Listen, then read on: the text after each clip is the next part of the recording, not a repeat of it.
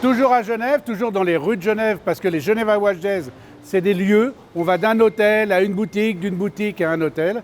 Et puis là, il y a Jacob & Co, c'est là où on va maintenant. Et derrière, une de mes marques préférées, allez, une marque qui n'est pas une marque de montre. Ah, on respire. On va chez Jacob & Co. Là, je m'attends à voir des petites merveilles.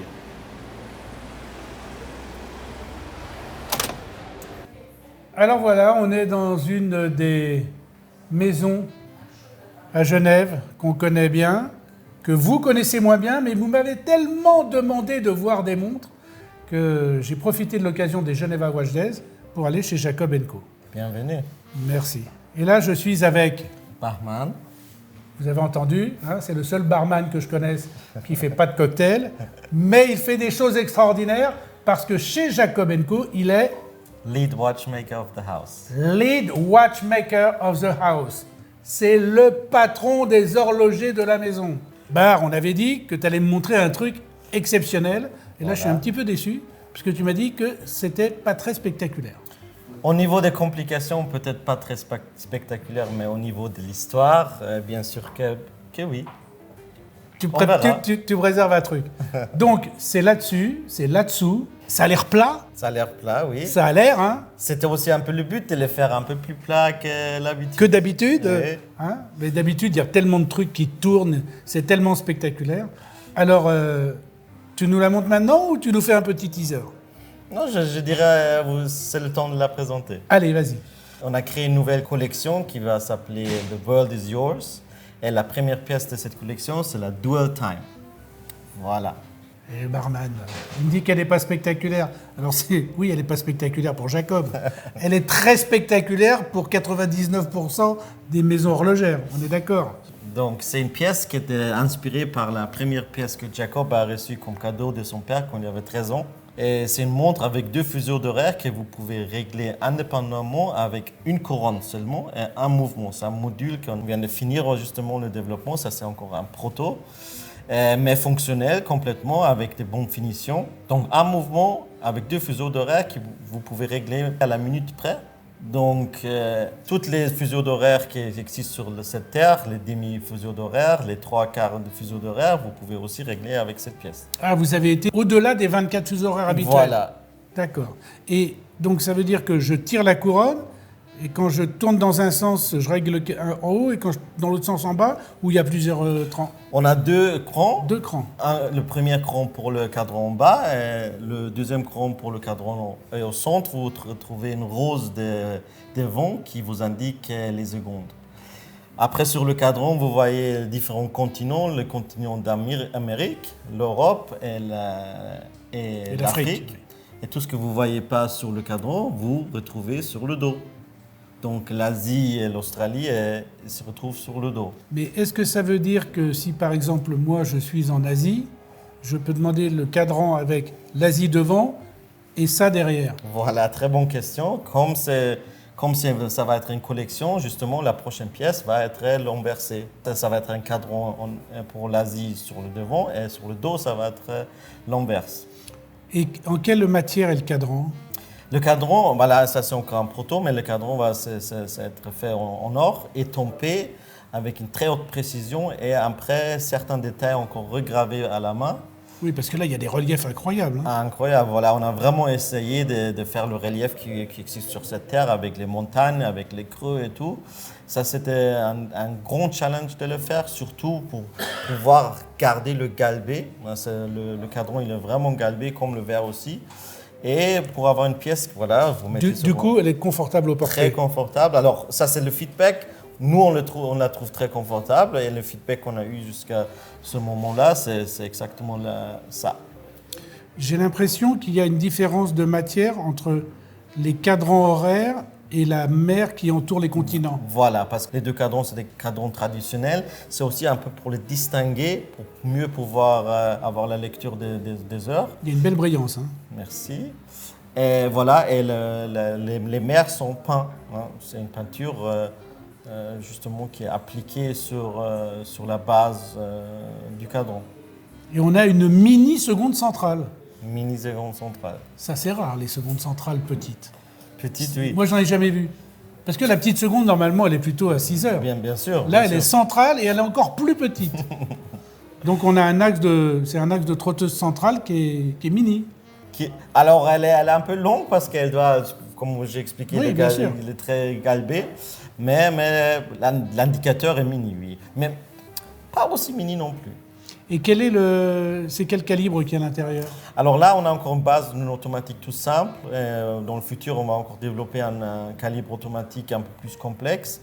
Mais c'est aussi, là, l'attention, c'est vraiment sur le travail, sur le cadran et le module qui nous permet d'indiquer les fuseaux d'horaire comme ça, indépendamment. Donc là, c'est une montre quand même qu'on peut qualifier un peu faisant appel au métier d'art quand même. Hein. On est d'accord. Hein. Voilà, c'est ça. Et le calibre, il a combien de réserves de marche? Alors, elle a 45 heures de réserve de marche. Et c'est dédié à des voyageurs. C'est rare que les voyageurs ils enlèvent sa montre.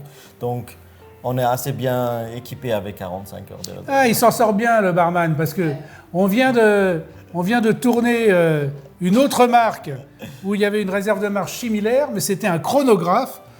Et là, je trouve que quand tu dis oui, mais ça suffit parce qu'en voyage, on garde la montre au poignet, ça, c'est vraiment une bonne indication. Une autre chose à dire à la communauté qui ne rêve que de voir des Jacob très compliqués? Il y a des choses dans les tuyaux? Bien sûr, il y a des choses dans le tuyau, mais malheureusement, je ne peux pas trop parler de ça. Il faut attendre les Watches and Wonders de l'année prochaine. Mais il y a vraiment des choses très esthétiquement travaillées, métier d'art encore, et aussi des complications que l'industrie n'a pas encore vues. Le rendez-vous est pris. Bon, barman, Vous êtes très bien Watches and Wonders? Oui. L'année prochaine? Des trucs exceptionnels? Voilà. Vous avez compris? Alors tu sais, maintenant on dit à tout à l'heure. À bientôt. Vous avez vu comment il est, hein?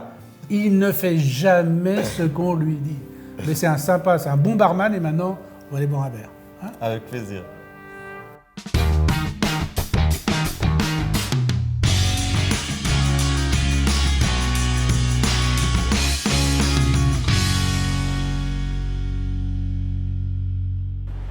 Évidemment, on est à Genève, toujours pour les Genevadaises, et là, on arrive à l'hôtel Beau Rivage. L'hôtel Beau Rivage, un des hauts lieux des Genevadaises, parce que plein de marques sont présentes. D'ailleurs, vous avez vu, regardez, on va vous passer le panneau à l'entrée, vous allez voir, il y a plein de marques. On ne pourra pas faire tout le monde, sinon il faut qu'on reste 15 jours, et puis il faut qu'on fasse 18 émissions. Mais je vais profiter de ce petit moment d'intimité avec vous, pour vous présenter un nouveau membre de l'équipe. Allez, voilà, Étienne.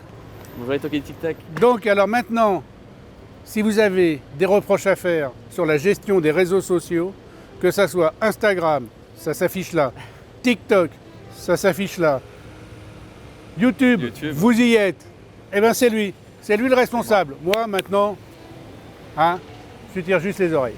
Voilà. Allez, on va au Beau Rivage. Allez, c'est parti. Bon, et voilà le fameux tableau avec toutes les marques. Alors, Oris, suite 516, 5e étage, on y va. Mon copain l'ourson, donc c'est forcément là.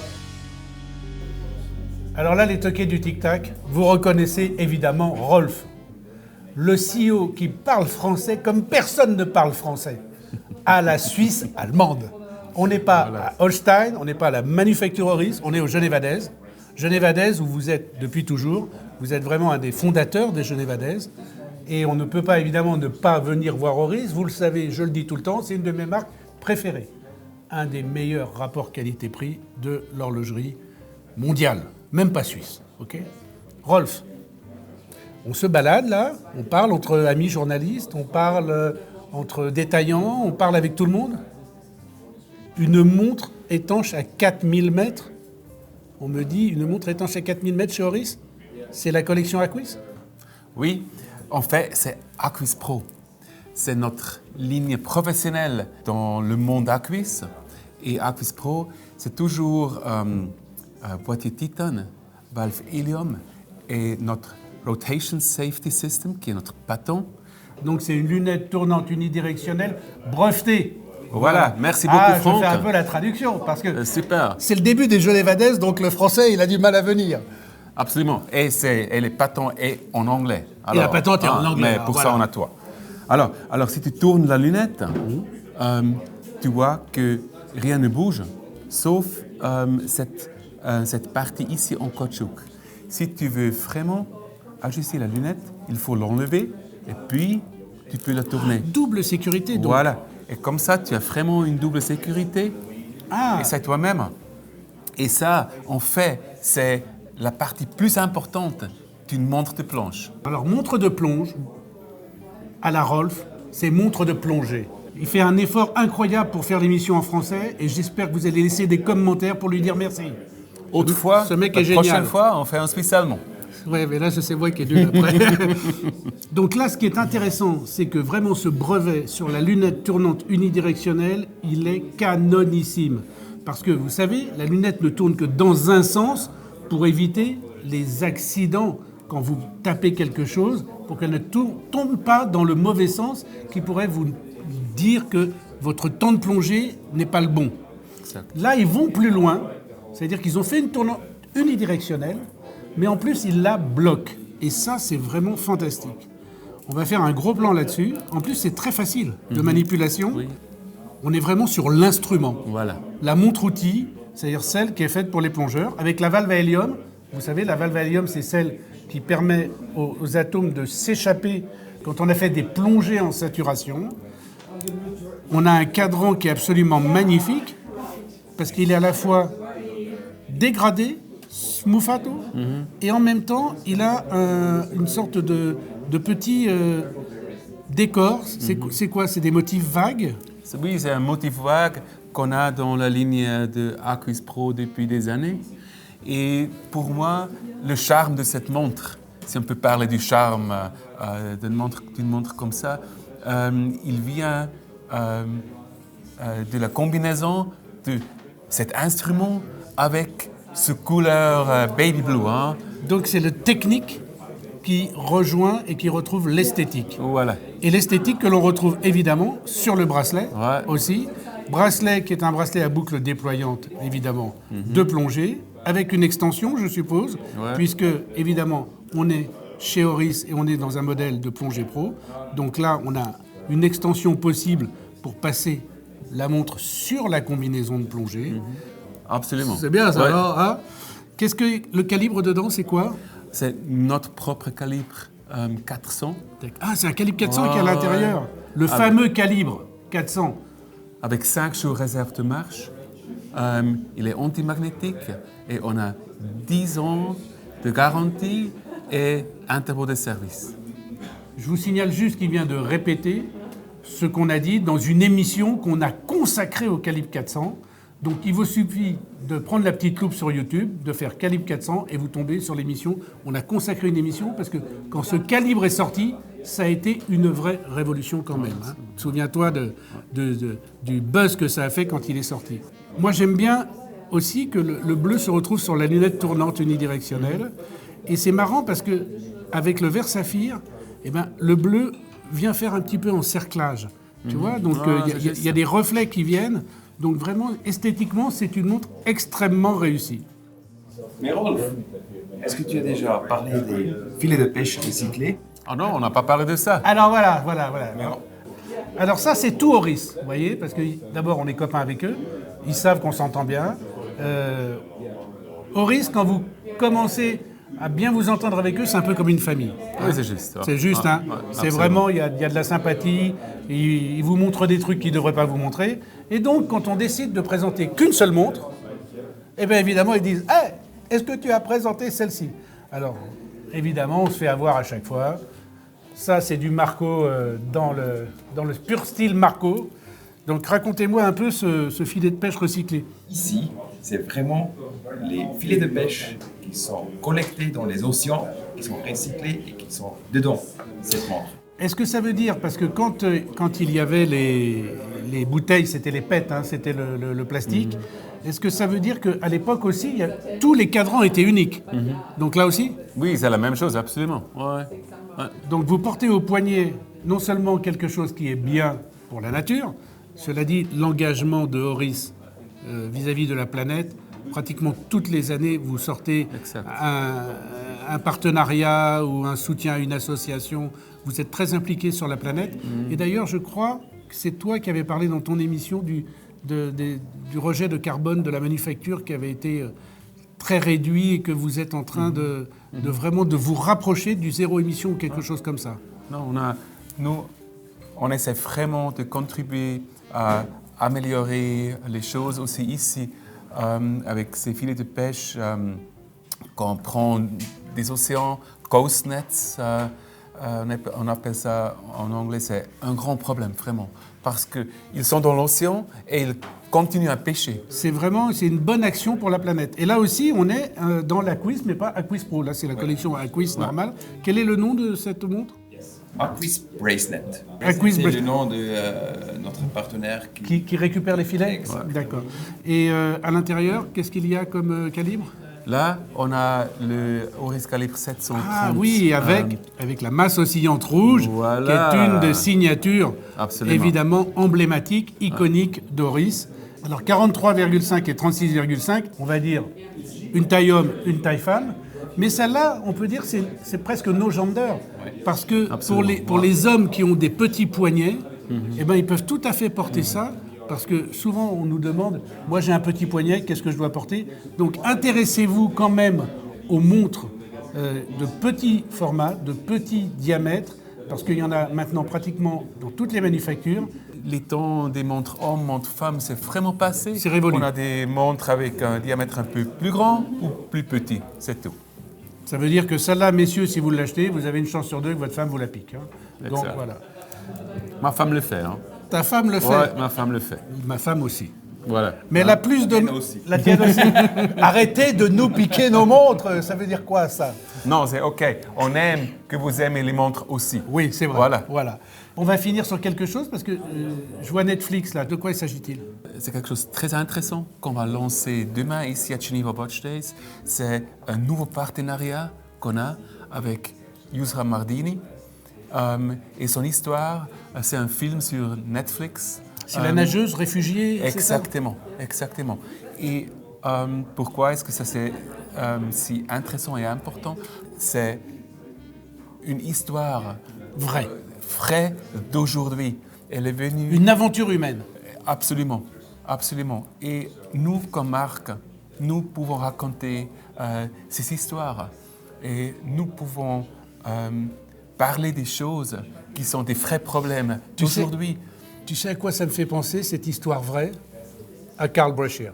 Vous connaissez l'histoire de Carl Brashear? Carl Brashear, ce plongeur américain, il y a eu d'ailleurs un film qui avait été fait aux États-Unis sur son histoire. Et vous avez fait un partenariat avec Carl Brashear avec des montres en bronze sublimissimes. Et là, vous continuez, c'est-à-dire que vous allez chercher des partenariats qui ne sont pas que des partenariats de façade ou des partenariats juste pour la beauté des personnes ou pour leur célébrité. C'est-à-dire que vous cherchez chaque fois qu'il y ait une histoire vraie, une aventure humaine. Absolument. Un vrai role model. Carl Brashear, il était une personne exceptionnelle dans ce temps. Et maintenant, Yusra Mardini, elle est jeune, elle est une personne d'aujourd'hui. Et ça le fait encore plus relevant. Alors, on ne dira pas plus. Vous irez regarder sur Netflix, évidemment, l'histoire de cette femme réfugiée, nageuse. On n'en dit pas plus, mais simplement, on va essayer de faire quelque chose. C'est que dès qu'elle vient à Paris, tu vois, on va à la boutique Oris et puis on essaye de l'interviewer et de lui faire parler un peu de son histoire, parce que comme ça intéressera tout le monde. Absolument. OK? Ouais. Très bien. Merci Rolf. Merci Marco. Merci Marco, Franck. faut que tu arrêtes de lever le coude, parce que ça fait des tendinites. Ça fait des tendinites. Et on continue. Et puis c'est toujours un plaisir d'être chez Oris. Et maintenant, allez, on va aller voir une autre maison. À tout de suite. Merci Franck. Et tu vois, ça c'est vraiment Oris. Hein. Marco, il est blessé. Et il vient travailler. Et il vient travailler pour Par nous. passion. Voilà. Incroyable. Exact. C'est nous. Allez, Merci beaucoup. Au revoir. On y va.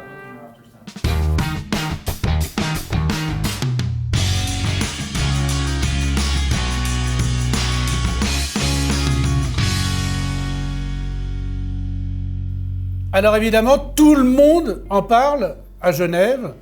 c'est l'OVNI des Geneva Watch Days. Et il n'est pas question, évidemment, que dans ce deuxième épisode sur les Geneva Watch Days, on passe à travers l'OVNI. L'OVNI et l'alien. Parce que lui, c'est un alien dans l'horlogerie. C'est-à-dire, il sort des trucs. Hein, c'est Max, c'est le créateur de MBNF. Et qu'est-ce que tu nous as encore inventé, là ? Franck, j'ai attendu que tu viennes me voir. Ah, voilà. Et le mec est sympa, hein, vous avez vu. Ouais, ça fait des années que j'attends. Donc, non, ça fait voilà. pas. Il n'y a pas que toi qui attends. Parce que tous, ils me disent quand est-ce qu'on voit MBNF, présente MBNF. Il n'est pas si facile à choper, hein, je vous le dis tout de suite. Il est d'abord dans le monde entier. Et puis, il est souvent en train de dessiner, de fabriquer, d'imaginer, etc. Donc, allez. Maintenant qu'on a fait cette petite introduction, on va dire, sur la marque de haute horlogerie atypique qui est vraiment au sommet de la pyramide. Il y en a 2-3, ouais, mais bon, hein, je veux dire, on va pas citer les autres parce qu'on est chez toi, mais allez, vas-y. Alors, MBNF, c'est création en 2005, 20 calibres en 18 ans. On va sortir notre 21e calibre dans 2 mois. C'est dingo quand même. C'est complètement dingue. C'est dingo parce que normalement, la création d'un calibre, c'est 3, 4, 5 ans. Et c'est pas des calibres 3 aiguilles. Bah oui, c'est ça. Et voilà. Et c'est une boîte que j'ai fondée tout seul dans mon appartement avec mes économies il y a 18 ans. Pendant 2 ans et demi, je bossais comme un dingue. On a réussi à sortir la première pièce. Les 10 premières années, c'était de la survie. Chaque année, on sortait un nouveau calibre. On ne savait même pas comment. Les 5 années d'après, c'était moins compliqué, mais c'était toujours compliqué. Et puis là, depuis le Covid, comme certains de mes amis indépendants, tout à coup, il y a des milliers de personnes qui arrivent en disant « Je veux une pièce !» T'étais où, là, les 15 dernières années ? Parce que pendant 15 ans, j'étais sur ma petite mobilette. Et là, maintenant, c'est fou. Je me demande si la première montre que j'ai vue à toi, c'est pas chez Laurent Pichotto, évidemment. La Pitch, on te salue, ouais, évidemment. Et c'était, je crois que tu as une boutique avec lui à côté, madame. Alors, Laurent fait partie des 6 détaillants totalement timbrés qui m'ont financé un tiers d'avance basé sur un dessin de ma première HM1 il y a 18 ans. Je suis allé les voir en disant, voilà, il y avait les Sediki, il y avait Michael Tay, il y avait Laurent, et ils ont dit, OK, t'es timbré, voilà de l'argent. Waouh! Et sans eux, je n'existe pas. Sans eux, je ne suis pas assis devant toi. Ah, c'est bien. Et donc, voilà. Belle histoire. Mais c'est que des belles histoires. Après, il y en a eu des moins belles, mais ceux-là, on les oublie. Mais 17 ans plus tard, Laurent ouvre un MBNF Lab avec nous, Saint-Honoré. Ça veut dire quelque chose. Ouais. Ça, comment on dit un journey? Le journey, c'est le voyage, l'aventure qu'on a eue humaine, finalement, outrepasse complètement tous ces calibres de dingue qu'on a sortis, parce que finalement, c'est ça dont on va se souvenir. Enfin, moi, je vais me souvenir. Donc, on arrive à ça. HM9 SV. Donc, HM9 Horological Machine numéro 9. Et inspiration automobile et aviation. Je sors cette pièce en 2018, 2019. Tu mélanges les deux, l'automobile et l'aviation ? Là, parce qu'en fait, c'était mes 2 passions quand j'étais jeune. Il y a beaucoup d'autobiographie, il y a beaucoup de psychanalyse dans ce que je fais. Et donc, je sors cette pièce et le mouvement est un mouvement tellement beau. L'habillage était incroyable, mais on ne voyait pas le mouvement. Et donc, j'adorais la pièce, mais j'étais un peu frustré. Je disais à mon équipe, on va la sortir en saphir. Non, c'est juste, tu oublies cette fois-ci, on ne peut pas faire ça en saphir. C'est totalement organique en forme. Il n'y a pas de circulaire, il n'y a rien. On ne peut pas. Et puis j'ai poussé. Et ils ont travaillé le bloc de saphir pour pouvoir tout montrer. Tu vas voir. Bon, les mecs, c'est pas une montre, hein. C'est un objet horloger non identifié qui se balade à Genève. Alors, le mouvement, il est incroyable. Donc, il y a déjà 2 balanciers. Ça, c'est un hommage à Philippe Dufour. Philippe Dufour qui sort la première montre à 2 balanciers en 96, la Duality. Moi, je me rappelle l'avoir vue et dire « Oh, mais c'est dommage qu'on ne voit pas les 2 balanciers ». Et ça va me prendre à peu près, je ne sais plus, c'est 2013 où j'arrive à sortir la Legacy Machine 2, qui est la première montre à 2 balanciers visibles et volants, avec un différentiel au milieu. Que tout le monde a vu, parce que celle-là, elle a fait vraiment le buzz. Hein. Bah, on y en a eu pas mal, hein, mais celle-là, je pense qu'elle a été une des pièces les plus incomprises, comme la Duality à l'époque. Philippe Dufour, il a fabriqué 9 Duality. Et je lui ai demandé un jour, je lui ai dit, mais comment ça se fait que tu en as fait que 9 ? Il me dit, c'est hyper difficile à régler, parce que tu ne peux pas régler ça sur une Vichy, vu qu'il y a 2 cœurs qui battent. Et deuxièmement, il me dit, mais personne n'en voulait. Et alors nous, on a eu le même problème sur la Legacy 2. Elle est extrêmement difficile à régler. L'horloger doit bloquer un organe réglant. Il règle celui sur lequel il travaille. Il bloque l'autre, il règle le premier. Et puis après, il lâche les deux, mais il y a le différentiel qui rentre. Et donc, en fait, ça change tout. Et donc, à ce moment-là, vu que la Vichy ne peut pas mesurer, tu la mets sur ton établi et tu la regardes pendant 3 semaines. Et puis, si au bout de X semaines, tu vois qu'elle n'est plus assez précise, tu fais ton travail de détective et tu la désassembles, tu cherches le problème, tu la réassembles, tu refais la même chose et tu repasses 2-3 semaines. C'est de dingo, ça. Mais on ne sait plus faire ça, comme on dit. C'est vraiment... On ne sait plus passer du temps pour régler une pièce. Donc, déjà, au niveau réglage, compliqué. Et puis, je pense que le public n'a pas compris pourquoi avoir 2 balanciers, c'est beaucoup plus compliqué qu'en avoir un. Et du coup, ils disent c'est pas un tourbillon. Je dis non, c'est un double balancier avec différentiel. C'est extrêmement compliqué. Donc, la Legacy 2 a pas eu beaucoup... Il y a eu pas mal de buzz, mais pas eu beaucoup de ventes. Et puis, on est passé un pas plus loin. On a créé le mouvement et HM9 avec la même base. Alors, évidemment... Pour ceux qui aiment les montres vintage qui font 36 mm, je ne peux pas dire que je me suis fait étriller sur les réseaux sociaux la semaine dernière. J'en ai pris plein la tête. Ça fait 5 minutes qu'il en parle, il l'a dans les bras et moi je ne l'ai pas. Ben oui, c'est sûr. Parce que là, tu sors quand même un peu de l'ordinaire. Mais attends, c'est dingo. Et donc, les blocs en saphir sont des blocs usinés en 5 axes avec des fraises boules. Et on parle de 200 heures d'usinage sur chaque bloc. Donc, tu imagines en nombre de mois de travail pour en faire une. Le mouvement, il est fou. La boîte est dingue. Il fallait que cette boîte soit... Ça, c'est juste pour se faire plaisir. Parce que finalement, elle ressemble maintenant à un sous-marin. Donc, j'ai mis des hélices derrière. Donc, tu as mis des hélices. Ouais, bon, ça, et puis, quand on la retourne, brrr, ça tourne. On crée de l'horlogerie hyper sérieuse en ne se prenant pas au sérieux. Donc, ça fait partie des choses, quoi. Dis donc, mais tu viens de donner la définition de ma chaîne. On parle très sérieusement d'horlogerie sans jamais se prendre au sérieux. Bon voilà, vous avez un ambassadeur de la chaîne Franck Sensé. Et donc là, on s'est dit, il faut qu'elle soit étanche. Parce que, bon, au-delà du fait qu'est-ce que les gens vont aller nager avec, on a des clients qui sont dans des pays qui sont hyper humides. Donc elle doit être étanche. Donc il a fallu créer le premier joint d'étanchéité tridimensionnel. Parce qu'en fait, le joint, il fait le tour là, mais là, il ne pourrait pas passer. Donc il est rond ici, et il suit là. Et donc on a fait... C'est un seul joint ? C'est un seul joint en 3D, c'est la première fois en histoire de l'horlogerie. C'est des petits problèmes a priori, mais qui demandent des grandes solutions. Et donc finalement, je pense qu'il y a... Bon, je pourrais passer des heures à t'expliquer tout ce qui est compliqué, mais c'est pas ça. Quand les gens voient cette pièce, c'est une sculpture mécanique, et ils sont... J'aime ou j'aime pas, c'est pas le problème. Ils sont... Ah ouais. Non mais c'est un objet d'art là, c'est un objet d'art horloger quoi. Voilà. Combien tu vas en faire ?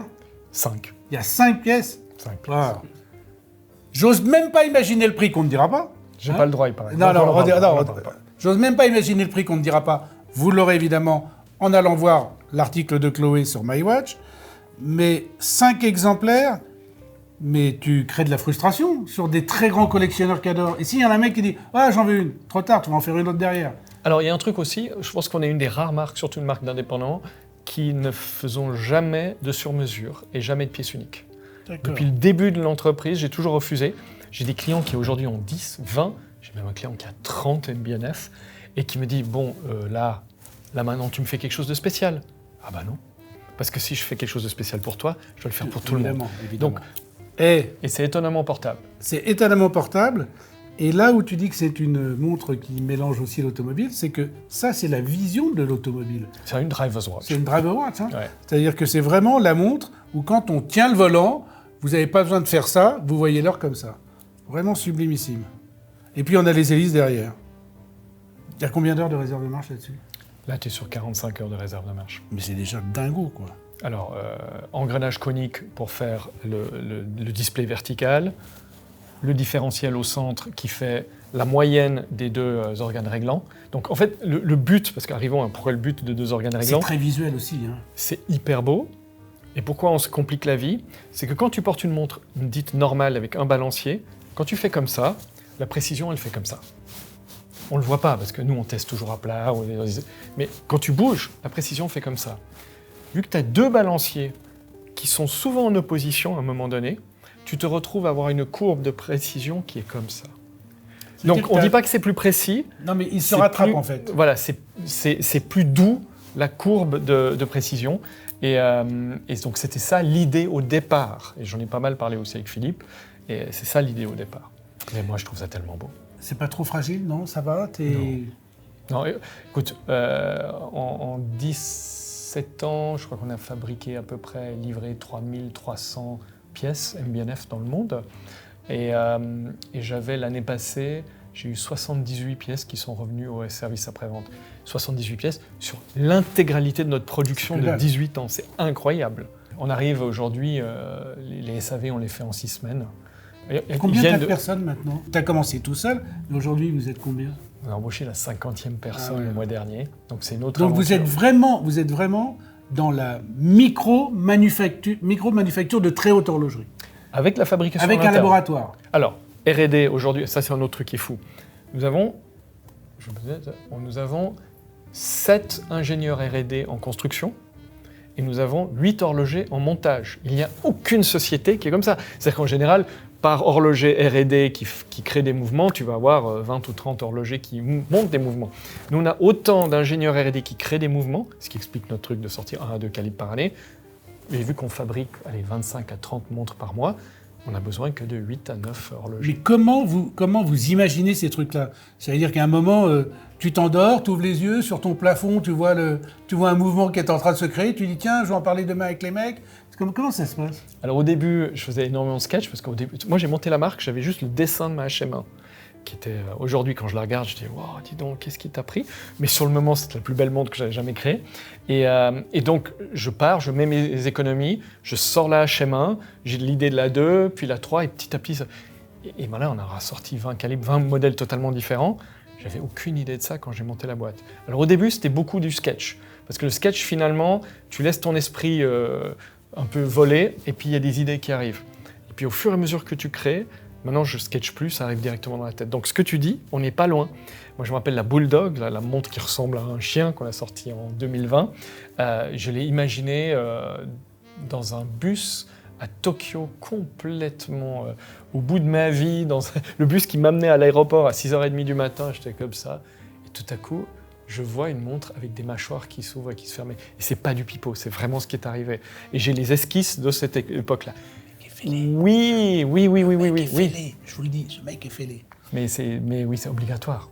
Tu peux pas sortir des choses comme ça Ouais, si mais t'es tu nous fais normal. plaisir. Voilà. Alors t'en as toujours qui vont être les pisserois habituels, qui vont dire c'est pas une montre, c'est un truc. Bah, une Tudor, ça fait ça pour la moitié voilà. du prix, ou une Seiko. Moi j'adore Tudor et Seiko, mais on n'est pas dans la même chose, quoi. Et bon, maintenant, c'est vraiment une montre d'un certain prix. Évidemment, c'est pas pour tout le monde, mais je crois que tu as un projet en cours.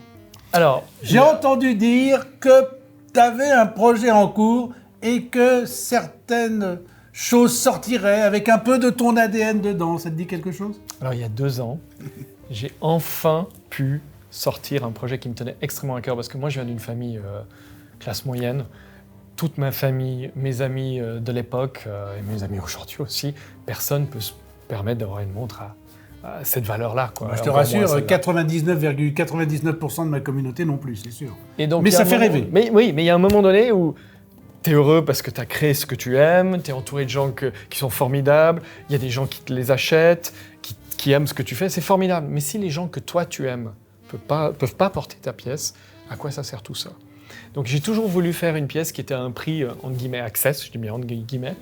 Et en 2021, on sort une pièce qui est juste pour dire merci à nos fournisseurs, à artisans, et aux membres de la communauté MBNF pour dire sans vous, de toute façon, on ne serait pas là. Donc je dessine un truc en fait, que j'avais dessiné en 2014, et j'ai eu tellement peur que ça m'a pris jusqu'en 2021 pour la sortir. Parce que quand on est une marque comme nous, à cette catégorie de prix-là, qui est tout dans l'artisanat, fait main, etc., tu ne sors pas une pièce à 100 ou 150 fois moins cher. On peut expliquer ça. Ça veut dire que si ça coûte cher, c'est parce que c'est des milliers d'heures de développement, de recherche, de prototypage, d'aller-retour, en avant, en arrière. Là, tu as expliqué pour la cassette. C'est ça le prix. Mais encore de finissons, mais on fait partie de cette... On est quoi, une dizaine aujourd'hui d'artisans, de marques artisanales qui finissons à la main chaque composant. Ça n'existe plus, quoi. Le problème, c'est qu'aujourd'hui, un jeune de 20 ans, tu lui dis « Bon, j'ai une idée pour toi, pour ta vie. C'est que tu vas passer ta vie derrière un binoculaire avec une lime et tu vas faire des angles rentrants sur un pont. » Le gars qui te regarde, il fait « Du fou, quoi. » T'as fumé la moquette. Donc voilà, à part au Japon, on ne trouve plus des gens qui disent, la nouvelle génération, qui disent justement faire un magnifique travail artisanal, c'est de plus en plus difficile à trouver. Donc c'est un métier en train de mourir et on est en anglais on dit two handfuls, on est une dizaine à encore finir à la main. Mais moi, j'y tiens. Les gens, peut-être, ils ne le remarquent pas, mais moi, j'y tiens. C'est très important Et pour donc, tu as voulu faire un produit plus access Voilà. pour qu'on puisse accéder à ton univers et à ta dinguerie, c'est ça? Exactement. Et donc, c'est pas une MBNF. Ça s'appelle une MAD édition. MAD, alors MAD, évidemment, je traduis pour ceux qui ne sauraient pas, ça veut dire fou, comme lui, évidemment. Alors, MAD, c'est Mechanical Art Devices. Oui, donc, mais le voilà. jeu de mots est intéressant. Exactement. Et parce qu'on avait déjà créé les MAD Galleries, donc c'était l'édition des MAD Galleries. Et donc, c'est cette pièce-là qui est sortie. Mais alors, je t'expliquerai déjà la pièce et après comment on peut la voir, parce que c'est pas évident. Donc, cette pièce-là, c'est notre folie, mais à un autre prix. Alors, attention. Mouvement de base, Miyota, je sens déjà tout le monde qui va commencer à hurler. Non, on s'en fout de ça. C'est les ayatollahs. Écoute, les ayatollahs du mouvement, c'est suisse, c'est machin, on s'en fout un peu. Nous, ce qui nous intéresse, et moi je me bats pour ça, peu importe le flacon pourvu qu'on ait l'ivresse, mais le flacon, plus il est bon, mieux c'est. Donc, si tu es d'accord avec moi, un Miyota, ok, mais so what? Alors, déjà, je dois dire, c'est un tracteur. On n'a pratiquement aucun retour en 2 ans. Mais au-delà de ça, la raison pour laquelle on l'a choisi, c'est pas parce qu'il est bon marché, c'est parce que c'est le seul mouvement d'entrée de gamme qui a un remontage unidirectionnel. Alors, tu vas me dire, à quoi ça alors? Comme les lunettes tournantes. Et alors, ce qui se passe, ça c'est possible que quand tu as un remontage unidirectionnel. Et donc, inversion du mouvement, ce rotor complètement fou, qui est une espèce de triple astéroche. Bon, l'astéroche, le Goldorak, c'est un peu l'histoire de ma vie. Et donc là, on a des cylindres sur les côtés. Donc là, il est 3h30. Quand ça pointe sur le côté. Donc le mouvement inversé fait tourner des cylindres qui sont en aluminium, qui sont extrêmement compliqués à fabriquer. Le mouvement Miyota, on doit le transformer en Suisse, parce qu'évidemment, il n'a pas le lanternage pour faire tourner autant de choses, donc on doit carrément le transformer en Suisse. Et puis, on fait monter tout ça en Suisse pour sortir cette pièce-là, qui est une partie de nos idées dingues, mais à un prix qui est 150 fois moins cher que ça. C'est vrai que c'est l'astéroche de Goldorak. Oui, bien sûr. C'est dingo, ça. Goldorak, ça a bercé mon ma jeunesse. Hein, on est un peu de la même génération. Ouais, peut-être. Hein. C'est peut-être. C'est génial. Et ça coûte 150, 200 fois moins cher que ça. Oui. Alors, mais ça, c'est pas limité.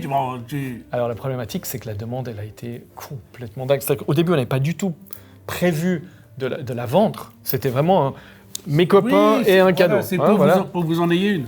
Et puis, les réseaux sociaux sont devenus fous. On a eu de plus en plus de demandes. Et je comprends, les gens disaient, mais attends, on est fan d'MBNF. Tu fais enfin une pièce que je puisse me payer. Et je peux pas l'avoir. Et en plus, tu la laisses à des gens qui peuvent se payer des MBNF. Donc eux, ils n'ont pas besoin. Et donc, on s'est dit, bon, on a commencé à faire des petites séries. Et puis, on savait que la demande allait être bien supérieure. On voulait surtout pas faire des drops. Moi, je supporte pas les drops. Déjà, quand il est 14h ici, ça se trouve, il est 2h du matin dans quelque part du monde. Tu dois être là avec ta carte de crédit comme un fou pendant 1 minute. Et évidemment, les bots arrivent et te piquent les trucs. C'est horrible. Est-ce que tu vas faire comme certaines marques qui te font faire la queue devant la boutique? Non, c'est pas cool, c'est pas sympa. Donc, on a inventé le concept de la loterie. Et là, il y a 2 jours, un peu plus, il y a quelques jours, on vient d'ouvrir la loterie pour la Mad One Green. Donc ça, c'est la nouvelle qui vient de sortir. Elle est en vert, avant elle était en rouge. C'est addictif, hein, ce truc qui tourne. J'arrête pas de le faire bouger pour qu'il tourne. Mais regardez, c'est génial. Hein.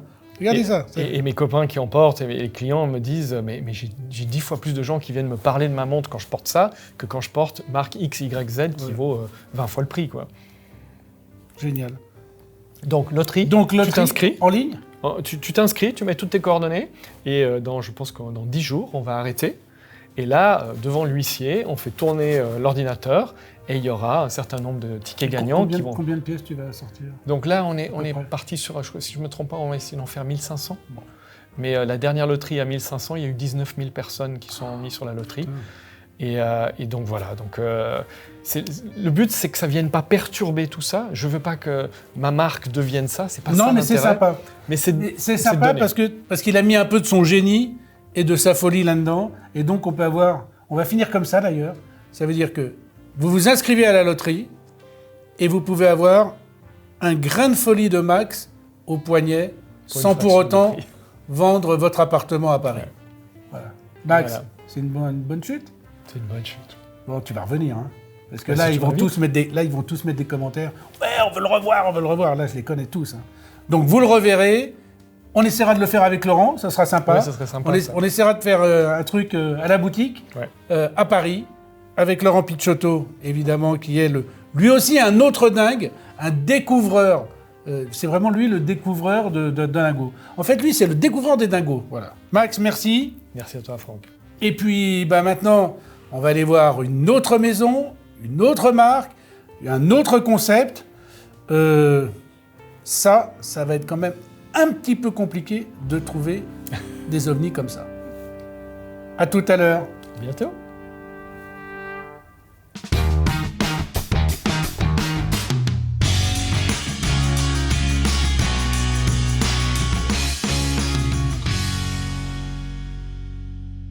Alors là, on est chez Alpina. On est avec Marie. Marie qui balise à mort parce que c'est sa première apparition sur la chaîne et peut-être même ta première émission tout court. Ma première émission tout court. Je vous dis pas. Alors voilà, chez Alpina, on a, là, cette année, vous avez présenté en juin une montre historique avec un boîtier de forme qui reprend un mouvement d'époque. Combien d'exemplaires vous avez retrouvé? 2 x 14 pièces, on a fait une édition limitée. 2 x 14 pièces de celle-ci à remontage manuel. Et là, nous avons une déclinaison légèrement plus grande à remontage automatique. Alors, comme tu l'as très bien introduit, Franck, je te remercie. Frédéric Constant célèbre ses 140 ans cette année. Pour la petite histoire, je sais que tu aimes les belles histoires. J'adore les histoires. Il y a environ 2 ans, on a un détaillant en Suisse qui a contacté Alpina en disant « Écoutez, j'ai trouvé des mouvements d'époque, le fameux calibre Alpina 490 qui date de 1938 et nous a proposé de les racheter. » Chose que nous avons faite et c'est ce même calibre restauré qui date de 1938 que tu vois battre à l'intérieur de ce cadran en argent. Il a été démonté, rhabillé, Exactement. nettoyé, remis d'équerre, quoi, en fait. Tout à fait, entièrement restauré. Et on a créé ces deux éditions limitées, extrêmement limitées, comme tu le disais, 2 x 14 pièces, qui ont été lancées en début d'été. Évidemment, Il y en a plus. collectionneurs, il n'y en a plus. Évidemment, quand il n'y a que 2 x 14 pièces, il n'y en a plus. C'est pour ça que l'on revient aujourd'hui, à l'occasion des Geneva Watch Days, pour présenter une édition non limitée cette fois-ci, en acier, un mouvement automatique, Alpina 530, un modèle à 1 450 €. Aïe, aïe, aïe, elle a dit le prix. Il fallait pas le dire, Aïe, aïe, aïe, elle a dit le prix. il fallait bien que je fasse une erreur. Allez, on va le laisser. On va laisser parce que c'est sa première. C'est sa première. Donc, on dit jamais les prix de chez Jamais, moi. Parce que évidemment. sinon, après, Chloé, elle fait la gueule. Bien sûr. Parce que Donc, Chloé, on pense à toi. Chloé, on pense à toi, voilà. Chloé, on pense à toi, coucou. Un hommage toujours au modèle original des années 30 que tu présenteras certainement ici à l'écran, qui plairont aux collectionneurs Alpina et autres. On retrouve le logo Alpina d'époque, tu retrouves ici, des aiguilles dauphines, les chiffres arabes, pareil, du modèle original des années 30, un bracelet en autruche. On est véritablement sur un hommage au patrimoine d'Alpina sur ce modèle. Le modèle que tu vois ici, tu remarqueras, vu que tu remarques tout, une petite seconde carrée à 6 heures. Et sur le modèle que je porte ici, Elle est ronde. cadran noir, petite seconde ronde. D'accord. Donc, c'est 2 variations de cardan que vous avez. Exactement. D'accord. Ici, en bicolore. Et là, en noir. Petite seconde carrée avec une minuterie chemin de fer autour de la petite seconde. Et là, du rond. Du rond qu'on retrouve sur le modèle original. Et je vois qu'il y a une petite différence. C'est que là, il y avait du Luminova sur les aiguilles, ou du Luminova, ou peut-être à l'époque du tritium, va savoir. Et là, vous n'en avez pas mis sur les montres hommage. C'est vrai. C'est une volonté?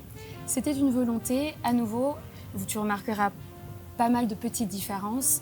L'idée a été de créer une pièce nouvelle. On a D'accord. vraiment gardé des clins d'œil au modèle d'origine. Mais évidemment, il y a des petites différences, et c'est le cas de celle-ci. Bien vu. Non, mais c'est juste pour Je dire te que, laisse. juste pour dire qu'on regarde quand même ce qui se passe. Le cadran bicolore est plutôt bien ficelé. Du fait d'être bicolore, ça lui donne un aspect encore plus vintage. C'est de quelle année celle-ci? 1938. Ouais, voilà, on est dans les années 30. Et dans les années 30, on est vraiment sur cette configuration. Modèle que l'on retrouve d'ailleurs sur une autre marque légendaire qui fait des boîtiers carrés, mais cette fois réversibles. Et c'est vrai que la Reverso, elle est un petit peu dans cet esprit-là. Montre emblématique des années 30. Bien sûr. Voilà. Donc, très jolie montre. À voir. Une surprise des Geneva Watch Days. Et comme dirait l'autre, Marie, merci pour cette présentation. Et on dit, qu'est-ce qu'on dit d'habitude? À tout à l'heure, je crois. À tout à l'heure. Non, avec la main, comme ça, avec la main. À tout à l'heure. À tout à l'heure. À tout à l'heure. Elle reviendra. Hein.